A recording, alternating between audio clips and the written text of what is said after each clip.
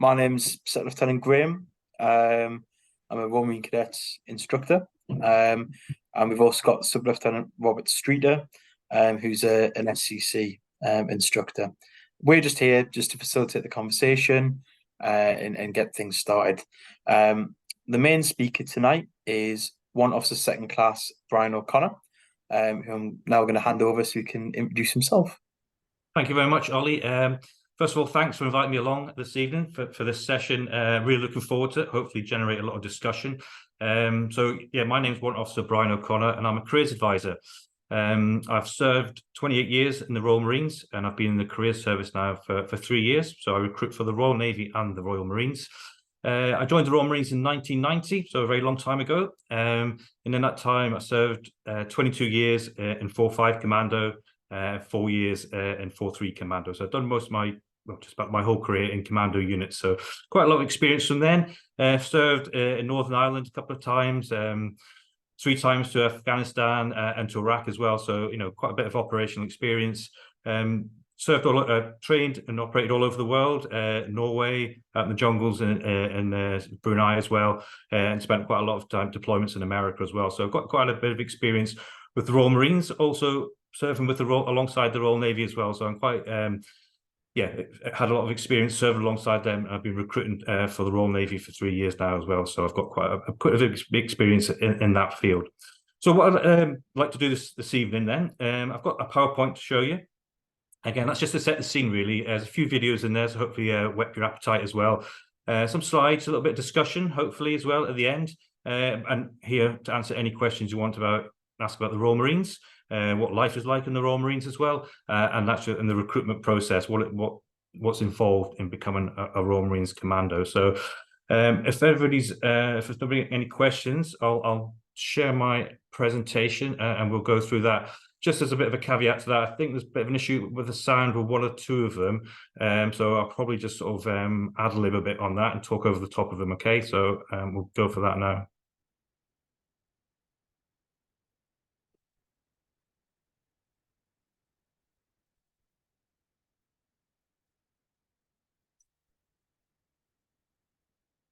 So look at that, just a bit of an introduction into what the Royal Marines are about.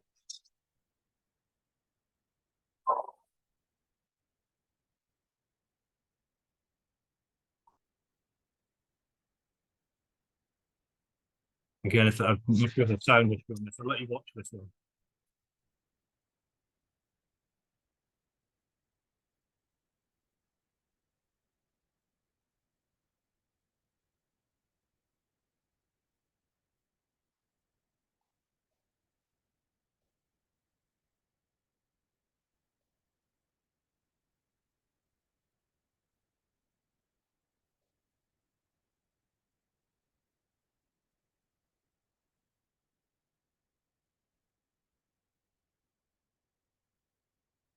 Okay, so hopefully you heard the dramatic music on that, but I think there was some good imagery on that as well. The Royal Marines are moving into a different sort of phase. Maybe you've heard of Future Commando Force, and that video has sort of highlighted some of that and give you sort of an idea of what the Marines look like today.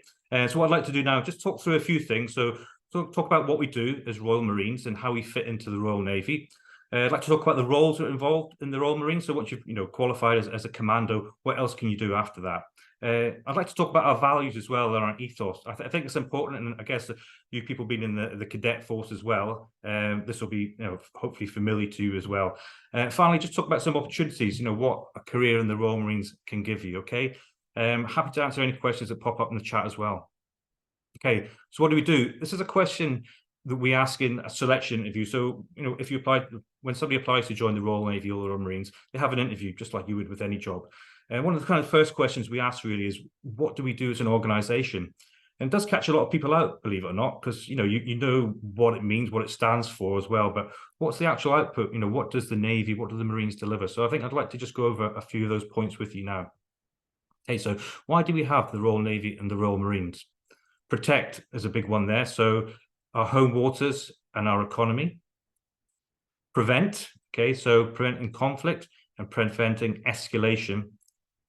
And providing humanitarian assistance and international partnerships. Now, I'd just like to sort of unpack them a little bit then. So protecting our home waters and our economy. I'll show you a slide later on with some facts and figures, but we're an island nation, so we rely on most of our imports come from through ports, come across the sea into the country. Okay, so protecting those sea lanes, protecting that economy, protecting our economy is key to our survival as a nation. Prevent as well. So we are ultimately a war-fighting force.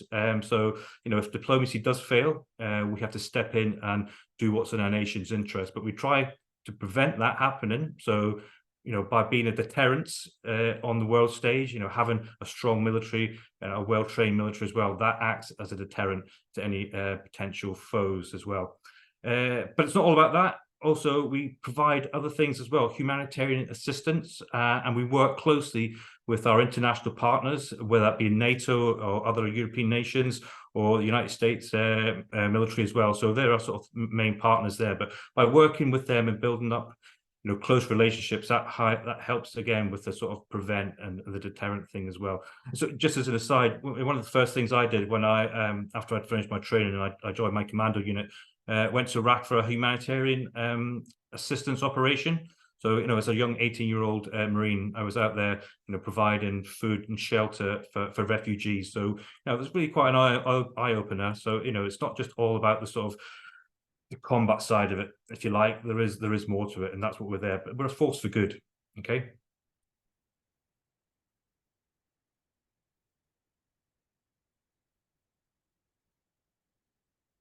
On an average day around the world, the Royal Navy has up to 8,000 sailors and Marines and as many as 40 ships, submarines and aircraft either deployed or preparing to deploy. Whether it's in the Arabian Gulf, North Sea, Afghanistan or the icy waters of the South Atlantic, your Royal Navy is out there doing what is asked of it, and at times much, much more, active and fully engaged around the world.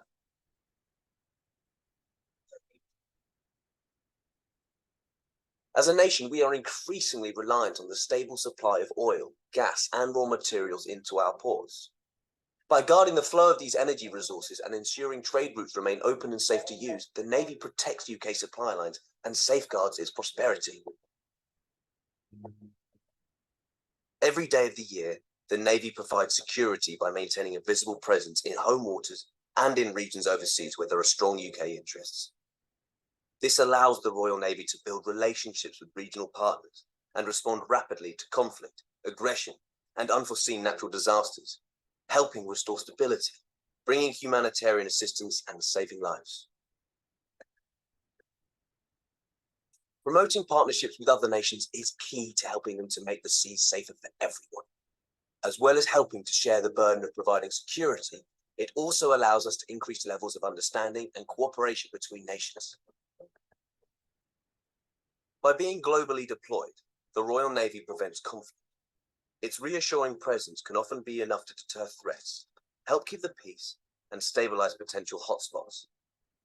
And being globally deployed also allows the Navy to respond swiftly to unforeseen events as and when they emerge. This is why the Navy is always ready to fight and win in combat, at sea, on land, or in the air. All of the Royal Navy's tasks are possible because the 30,000 sailors and Marines of the Royal Navy are a highly skilled and efficient force. They are the lifeblood of the service, able to adapt to whatever the mission demands and are the key to delivering success anywhere in the world. The Royal Navy is your Navy, working 365 days a year around the globe with one aim: protecting our nation's interests.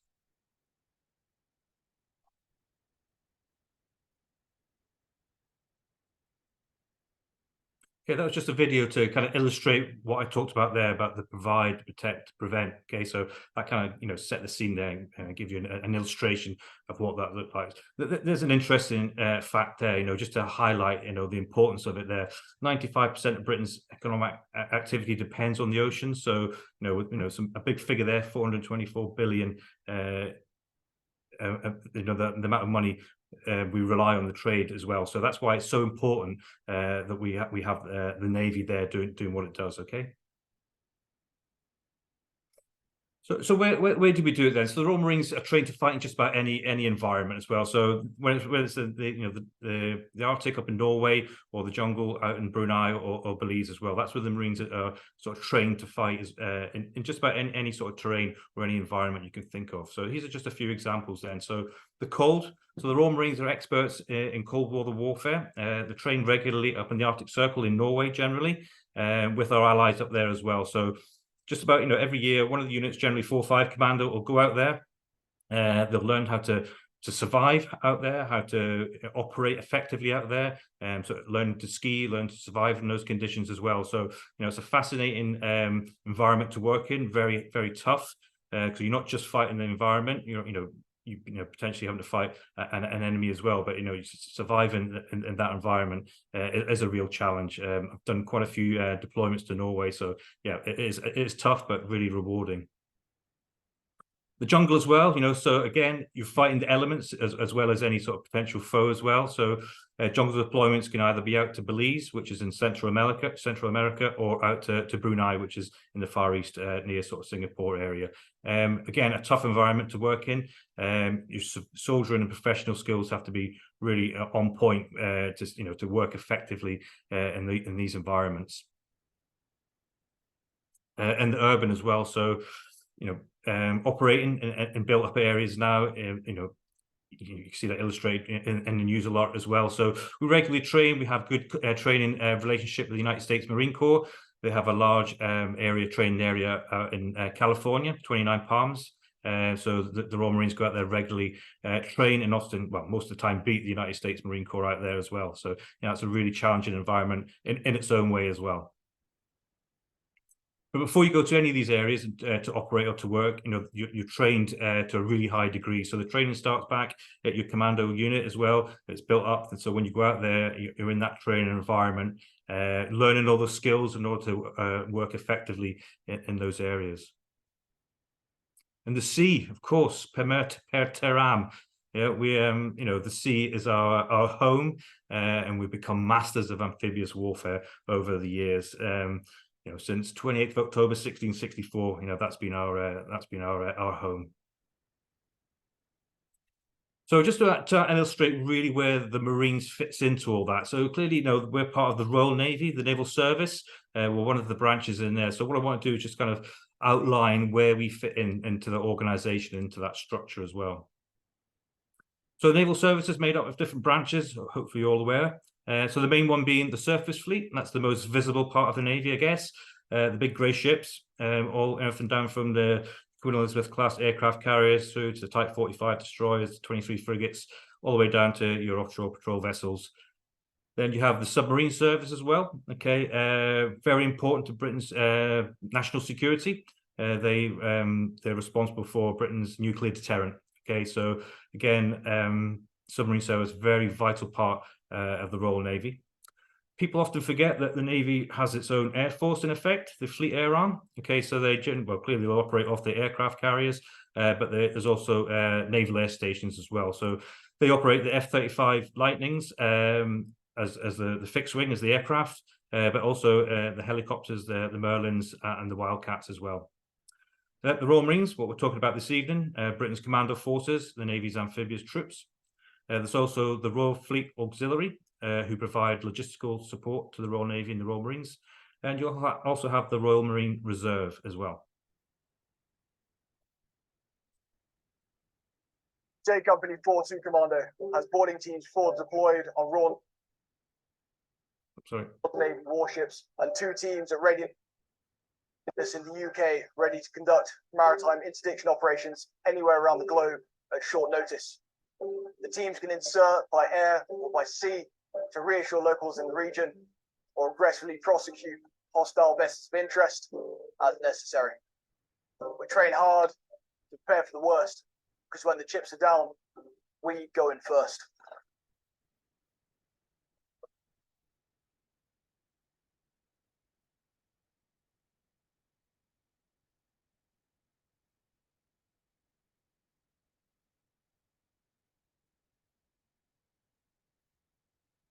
Forward deployed teams are capable of level 2 non-compliant boardings, although always prepared for them to go kinetic. We can board vessels of any size by sea or air and hold mechanical breaching tools for forced entry and destructive search if required. For deliberate operations, we can fly forward extra manpower and equipment, enabling us to assault more complex vessels. Capabilities such as specialist comms equipment, explosive and thermal breaching. We regularly conduct training in close border battle, hand-to-hand combat, marksmanship, and signals, as well as maintaining currency and fast roping and ladder drills, climbing from sea boats onto vessels of interest. We also work alongside the Royal Navy boarding team to have specialist search capabilities and conduct documentation and personal checks of vessels aboard. So far, the team has worked with our counterparts from Australia, America, Japan, and Malaysia, and these relationships enhance our interoperability in the region.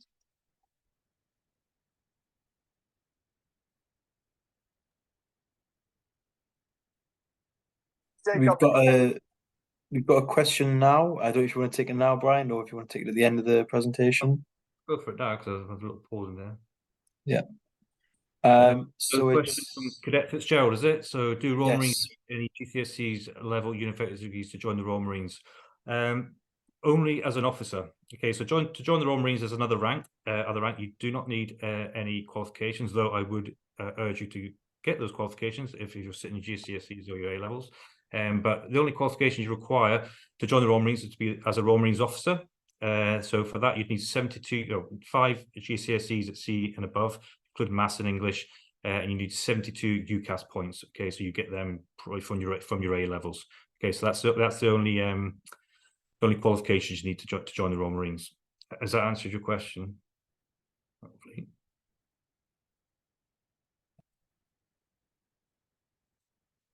So just want to move on then, talk about the Royal Marines then. So amphibious force specializing in front line operations. So hopefully, some of the videos you've seen there have illustrated that as well. We also have the Royal Marine Reserve. So they support the regular service. So they do the same training, obviously in a different way, but they all do the commando course at the end of it. So they're all trained Royal Marine commandos. So where are we based then as Royal Marines?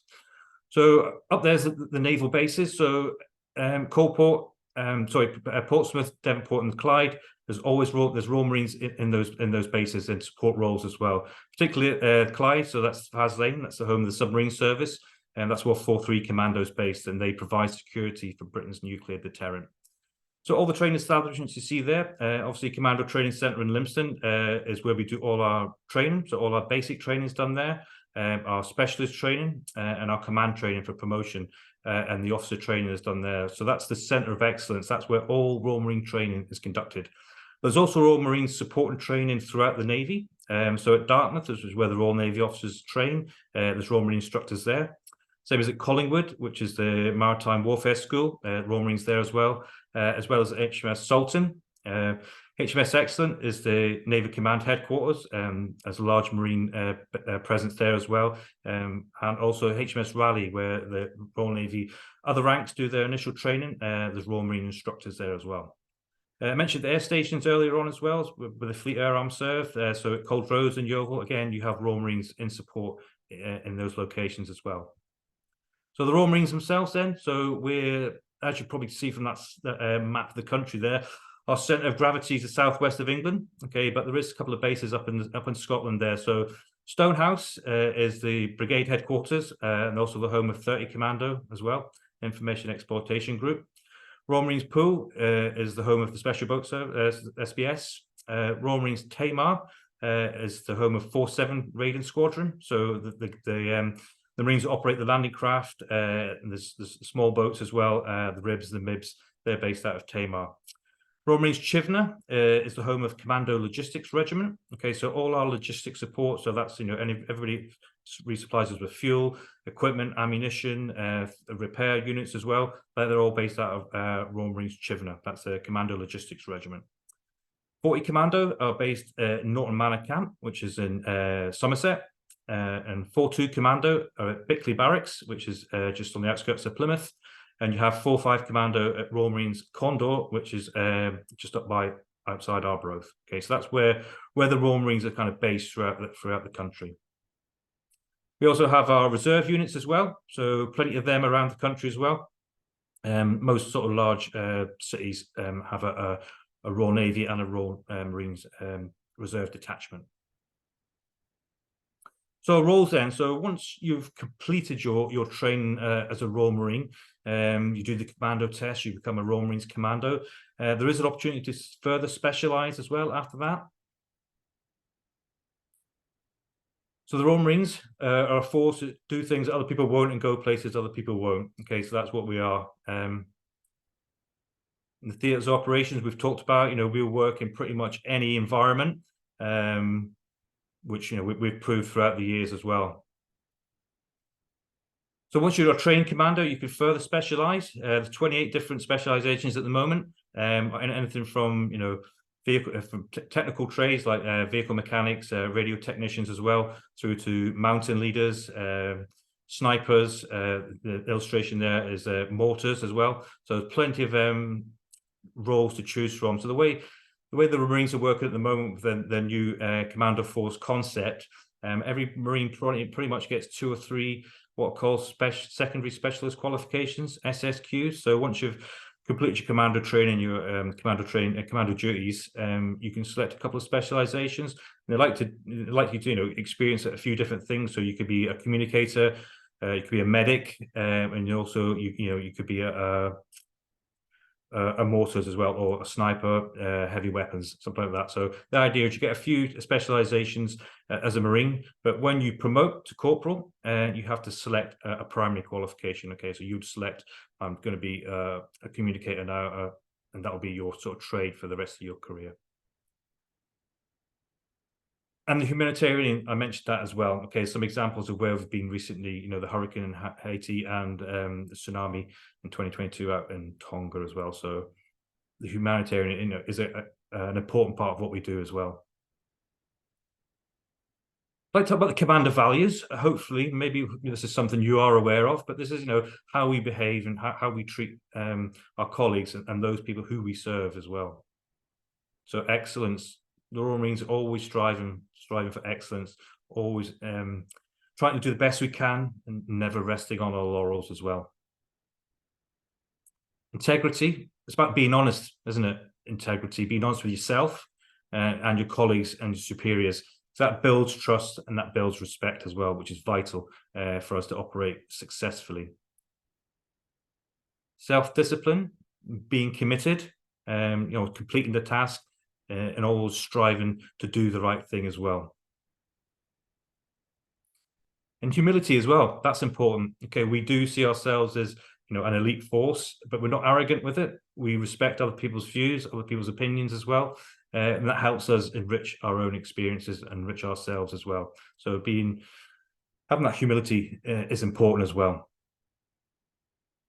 The commando spirit, something we always live by. Okay, so if you've ever been to Commando Training Centre in Lympstone, you'll see this pretty much everywhere, plastered around. But it's what we stand for. It's how we conduct ourselves.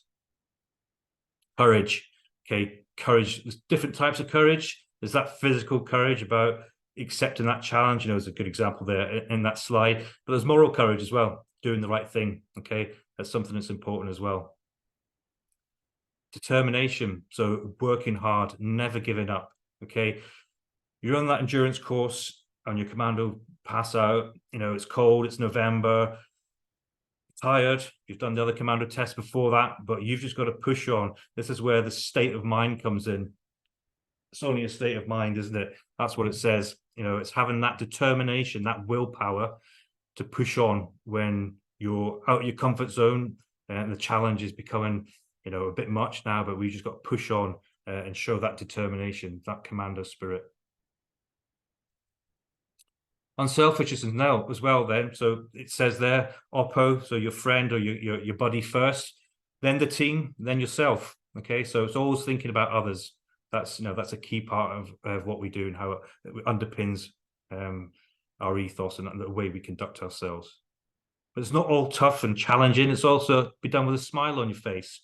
Okay, so a lot of the time it is tough, but it is hard, but you're surrounded by like-minded people. You're all trying to achieve the same thing. And there is a lot of fun in it as well. It's not all just straight-faced commando, daggers in the teeth type stuff. It is a good laugh. You meet some tremendous people and you do have a fantastic time. So cheerfulness under adversity is one of our key sort of points of the commando spirit as well.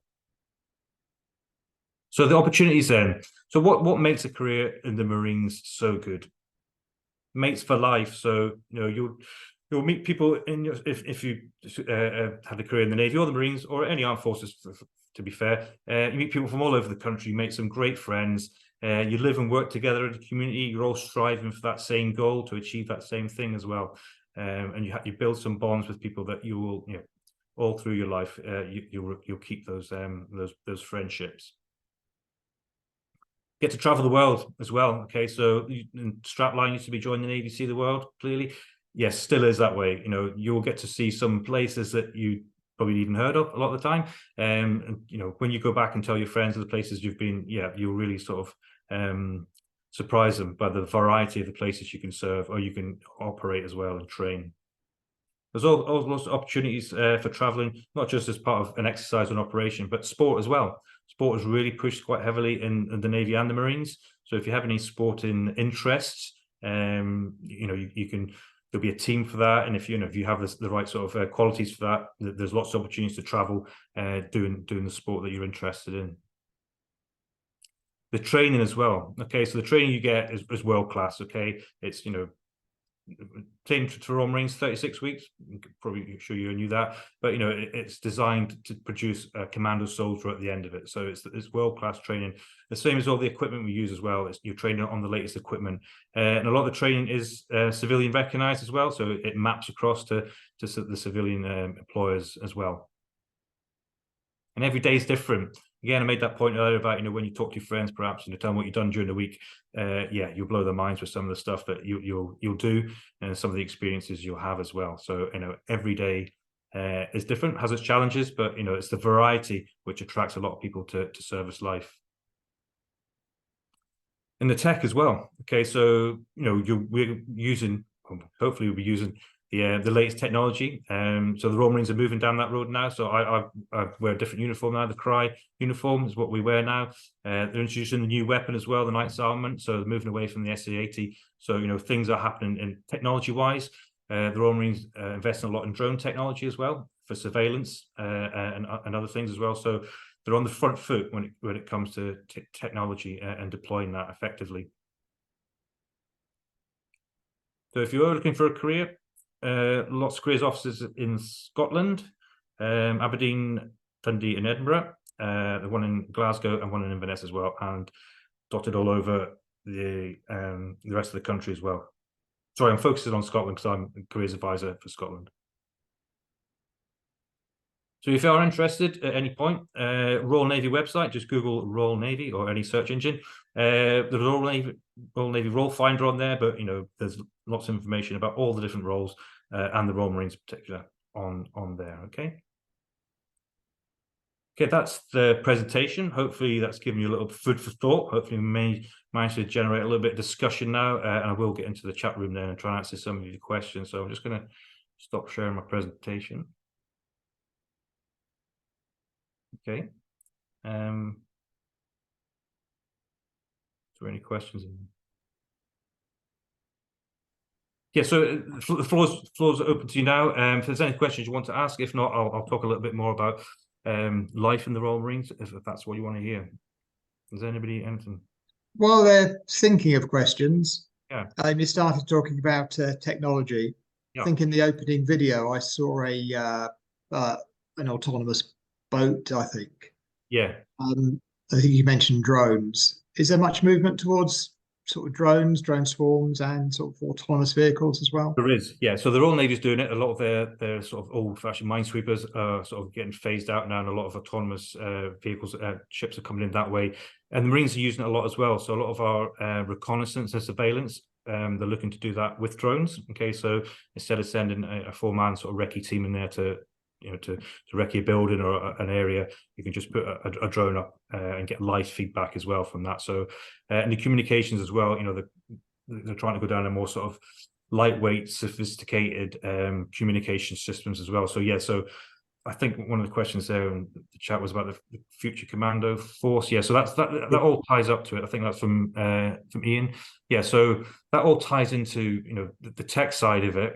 So we kind of moved away from the traditional sort of light infantry role we've had since the Second World War. Okay, so in the last few years we've moved into, I wouldn't say it's an SF Special Forces space, but it's just a little bit behind that in that area. The Army are developing something similar as well with their Ranger units. Okay, so the way the Future Commander Force works is we're working in smaller teams, not so much in the big sort of companies and troops. We work beforehand working what they're going to call strike companies, and there'll be teams within those strike companies. All the members of those teams will have a mixture of skills. That's what I was saying about those secondary specialist qualifications you could get. So in that team, there might be somebody who's a medic and somebody who's a communicator, and there'll be a sniper. Just to have that toolbox with everyone with a lot of different skills, which makes that team and that company more sort of effective, is what they're looking at now. And with that, they're going to come different vehicles and equipment. So we're looking to, lightweight sort of reconnaissance vehicles. I've seen them. I can't think they're called Razors, but they look like little beach buggies, things like that. So quite maneuverable. I think it's in the new advert for the Royal Marines. You might have seen them on there if anyone's seen that. That's the sort of equipment they're looking to use, and all the sort of like I said about the weapons systems as well. They're looking to move into a different sort of area with that. So that's what Future Commander Force is about. It's also about being in that called SSST, a short-term training team. So that's training other nations as well. So having people out there working with partner nations or other nations, enhancing their military capability as well. So that's what the whole Future Commander Force kind of looks like. We're moving into it now. 40 Commander are a little bit more ahead on that. So the two units that are really developing that new concept are 40 Commando and 45 Commando. So 42 Commando do the maritime operations. So you've seen in that clip there, they kind of specialize in boarding operations, which they're going to continue doing, and they do it really well. But 40 and 45 are moving into that Future Commando concept and that sort of shape as well. We've got a question from Cadet Fitzgerald on how long can service be? Okay, so you join, it's a 12-year, initial 12-year contract. And if you get promoted in that time, then you could potentially serve up to 20 years in the Marines, okay?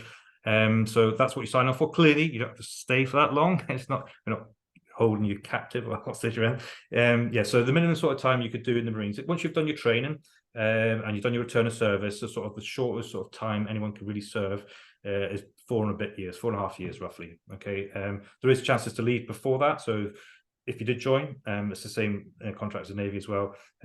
We asked you to stay for 28 days. If after that 28 days you're still not settled or unhappy or it wasn't for you, then you could submit 14 days right to discharge. You have that for the first 6 months. So even 5 months into your service, you can request to leave with 2 weeks' notice. After that, we've kind of invested a little bit of time and money in you, so we're looking for a little bit of return of service, and that return of service is 2.5 years. Once you've done your 2.5 years return of service, then it's 12 months notice after that. So that's where that sort of calculation comes in. Do the maths. It's about 4 and a bit years as your minimum service. You could serve longer than the 20 years the new contract is. It just depends on what role you're in and what the sort of the state of the sort of manning level, the staff levels are in the Marines at the time. So I mean, I served 28 years, so I managed to get away with it. I've got another one there. At 16, can you join Lympstone to gain A levels? If so, how do you go about doing that? Do you do that through school? So just looking at that one. So yeah, so school's a place to get them, I would suggest. So if you're at school and you're doing your A-levels, concentrate on them, focus on them. The thing about the Marines, we're not going anywhere. We recruit all the time. There's no sort of set intake dates throughout the year. We pretty much recruit as a troop starts recruit training pretty much every 2 weeks at the moment. So we're not going anywhere. So if you're, I would do your learning at school. To answer your question, yes, there is the opportunity to do qualifications once you're in service, and there's funds available to do that. Okay, so if you didn't get your A levels or your PCSEs at school, you could do them in service. There'd be times, so I said, it'd be distance learning clearly, but there is generally a schoolie, a naval sort of education officer in most units, and they kind of give you a bit of tutoring as well. But a lot of it sort of you have to kind of do yourself, like a sort of distance learning type thing. Then you sit the exam. We've got do the Royal Marines work in the submarines? Can you specialize to work with the subs?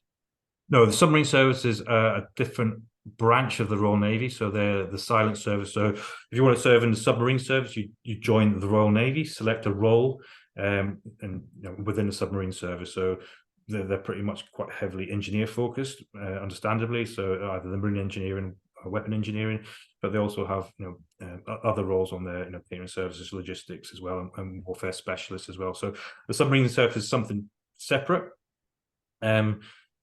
No, if you were in the Marines and you want to be in the submarine service, you'd have to sort of transfer to the Royal Navy and then apply for the submarine service. The closest that we come to working submarines is with the special forces. They do a lot of work with the submarines. Cadet Fitzgerald's asking, can you talk through the requirements to join the Royal Navy, so the Royal Marines, physical fitness, height, anything like that?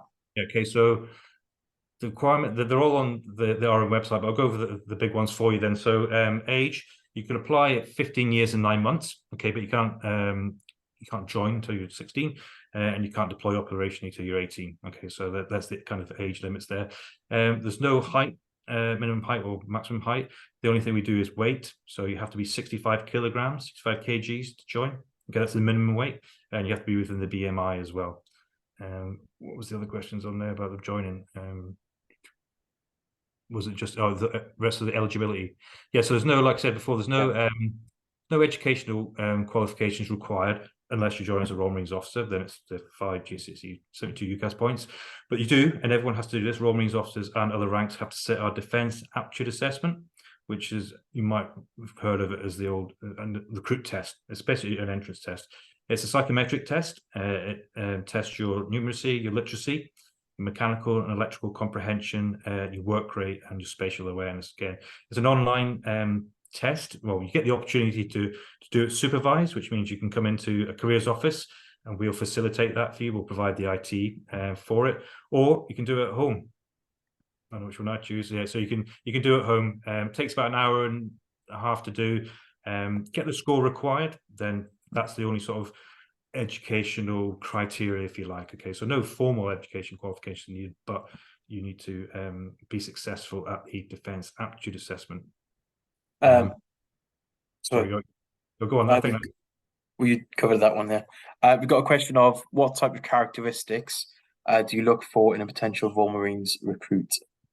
Well, we pretty much just went over that, didn't we, with the the commando spirit and our ethos. Okay, so it's somebody who is looking for a challenge. Okay, so there's not going to sugarcoat this. It's hard. It has to be, because we're producing a commando soldier at the end of that. So that training is going to be physically and mentally demanding. So what we're looking for is somebody who is physically robust and also mentally strong as well, to keep pushing on when perhaps your body's telling you to give up a little bit there. But no, it's just about pushing on, having that determination to achieve what it is you set yourself to achieve. But also, wrapping around that, what we talked about, about integrity, about being honest with yourself, about being loyal as well, and having respect for others. So it's just that type of person who's looking to challenge themselves. There's not many people are in the Royal Marines. Okay, so we're 5% of defence. Okay, so a really small part of defence overall. So there's not many Royal Marines out there. So it is a real it's something special to achieve. So once you've if you get that green beret, wear the commander flashes, not many people have done that. Okay, so it is something special, but to get there is a challenge. And if you're looking for a challenge, that's what the Royal Marines will provide. What sort of things do commandos do when they're not on operations? Okay, so you're pretty much training all the time. Right? So there'll be if there's an exercise coming up. So for example, I think you mentioned that one of the units, 4-5 Commando knows out in America at the moment, working with the US Marines out in Pickle Meadows. So that's a kind of mountain warfare package. So before they went out for that, they were doing like a build up to it, if you like. So they were doing sort of mountain warfare lectures, how to operate and work in the mountains, things, rope, knot tying, things like that as well, river crossings, those sorts of things. So you generally sort of train, beat up to what's coming up next. But there's a training program. So every day is pretty much you're doing some sort of PT, if it's out for a run or if you're in the gym. You're always, making sure that your weapon training skills are on point as well. And it's just that continuous training, always making sure that you're at the top of your game across the whole spectrum of the skills required to be an effective commando. We've got a question saying, would you recommend going in as an officer? Ooh, controversial. It really just depends on you. Okay, so the Royal Marines officers, yeah, they're the leaders, aren't they? So they have kind of different role within the Marines. Their training's a lot longer as well, but that's because they're going to be leading commandos in operations and on exercise as well. So that the training is about being a Royal Marine commando, but also being a leader on top of that as well. So if you have those leadership skills, that potential, if that's what you enjoy doing, if you see yourself in that role, organization, leading, delegating, those sorts of things, if that's what you want to do, then yeah, absolutely, as an officer.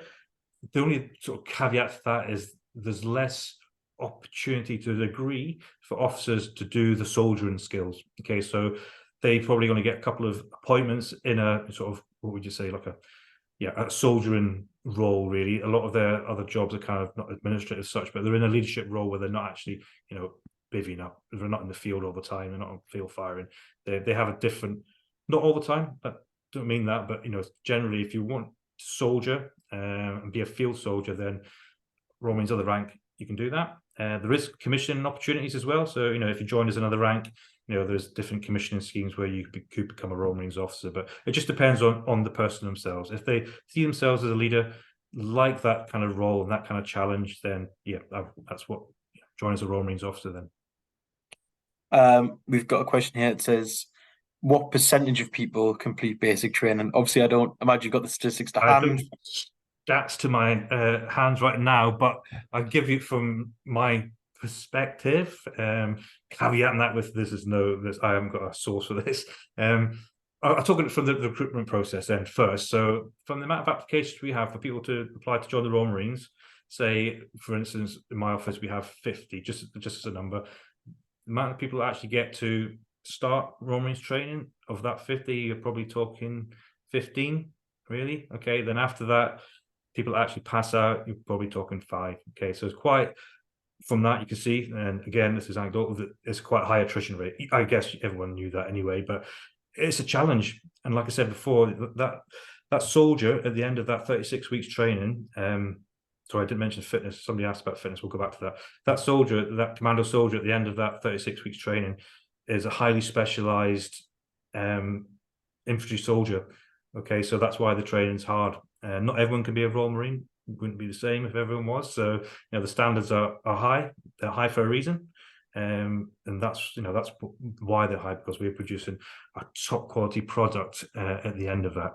So I just want to go back, Ollie. I think somebody mentioned the fitness assessment there, didn't they? Yeah. So yeah, in the recruitment process, we'll ask you to do a pre-joining fitness test. Okay. So at the moment, this is looking to change in a few weeks, well, maybe a couple of months' time. But at the moment, the pre-joining fitness test for the Royal Marines is a circuit. Okay, in that circuit, you'll do 20 burpees, then you go straight into 20 press-ups, then you do 30 sit-ups, then you'll hold the plank for a minute. Okay, you'll do that 3 times through without a rest.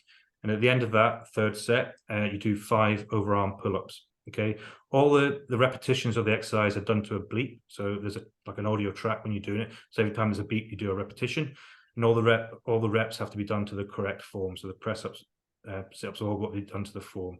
That's the pre-joining fitness test at the moment. It's looking to change shortly. It'll still be press-ups, sit-ups, but in kind of different format.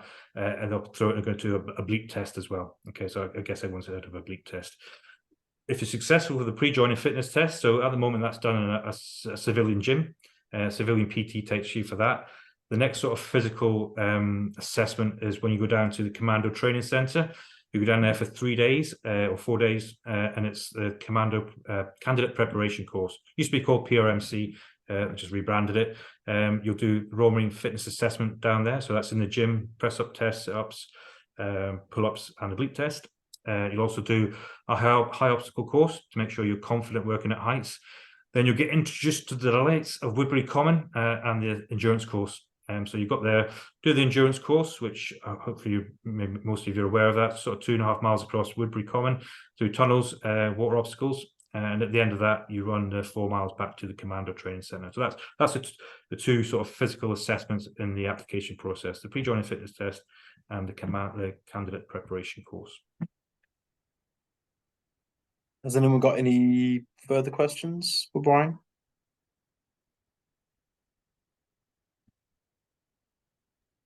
A quick one for me. If the candidate doesn't quite make the grade because of fitness or their ability in the various tests, are they signposted maybe towards the other services, maybe the Army or the Air Force, if they need more comforts? Yeah, if they like staying in hotels, following the direction of the airport. Yeah, no. So yeah, you get, once you come into the, when a candidate comes into the process, they have to be pretty much ready to go. We haven't got much time in the process for somebody to learn to swim. I forgot to mention swimming as well, or get fit. Okay, so you need to come in pretty much ready to go. If for whatever reason you're unsuccessful with an assessment, you do get another attempt. Okay, but if it's becoming apparent that perhaps you're not going to get there for whatever reason, then absolutely we'll signpost you to another service. We like to keep them in the Royal Navy, the Naval Service, so we might signpost you to something a role in the Royal Navy. But if it's soldiering you want to do, if that's what you want to do, then we'll perhaps suggest another service, the Army Parachute Regiment, probably. One final question to end on, which is quite a nice one, I think. What was the best part of your career? Speaking to you people today. No, no, that has been a highlight. There's different aspects of it. Okay, so just being a Royal Marine, it's been fantastic. That passing out parade, King Squad, I guess you've seen that. You're in your blues, marching off to Sainte Marie to do your duties, to join your commando unit. Never forget that day. But also all the the people you've met, the experiences you've had as well. So I wouldn't say there's been one particular highlight. There's been challenges, yeah. So operations in Afghanistan, that was a challenge. That was a real sort of challenge of your professional skills as well. So that's what you trained for. You joined the Royal Marines. You knew that potentially could be a thing you don't have to do. So it was a real test of your professionalism and your skills as well. But so from a professional point of view, that would be a highlight. But just the whole 28 years, whatever it was, just being part of that organization. Every day I was proud to put that uniform on, put my beret on, go and do my job. That's what it was about. That's all. I joined the Marines when I was 17. Okay, so I'd done it pretty much. That's all I'd ever done. Left school, straight into the Marines, and I've enjoyed every single part of it. Yeah, there's been days where it's been a bit tough, and don't get me wrong, but looking back on it now, it's been a fantastic experience. And that's kind of why I'm in this role now as a careers advisor. It's just to say that if anybody has that desire or that ambition, then my job is to make sure that you can fulfill that. So that's why I still do it after all this time. What was just one more in there? Or was it gone? Yeah, gone, I think. No, so thank you very much, Brian. Thank you for your time today. Absolutely, really enjoyed it. Thank you for inviting me along. Not a problem. Not a problem. I'm sure everyone else has, really enjoyed it. If they've got any sort of further questions, or if they want to know more, what would you say the best thing to do would be? So the Royal Navy website you go to place. So all the information about eligibility, roles is on there, about training as well, and how to apply. We don't kind of go down the brochure route anymore because it costs so much money. Everything's on the website. So yeah, do your research first. Okay, make sure that you understand what it is the Royal Marines do. Like we said before, what's involved in the training. So those are the sort of thing you'll be asked in the process. But yeah, if you want to speak to somebody in person, which is always good, just contact your local careers office. And get in touch with them and arrange an appointment. So sometimes you can just do a walk-in, but it's probably best to kind of phone ahead and make sure there's somebody in and have somebody you can speak to. Don't be afraid if there's no Marines in there, because there's not many Marines in the recruitment, the career service at the moment. So you might talk to a member of the Royal Navy, but they are well versed in what it takes to join the Marines as well. Okay, so yeah, the Royal Navy website's your first sort of stop. Do your research, then take it a little bit further by speaking to somebody in the career service. Perfect. Well, thank you very much, Brian. Thank you. And thank you to everybody that's happened to join as well. Hope you enjoy the rest of your evening.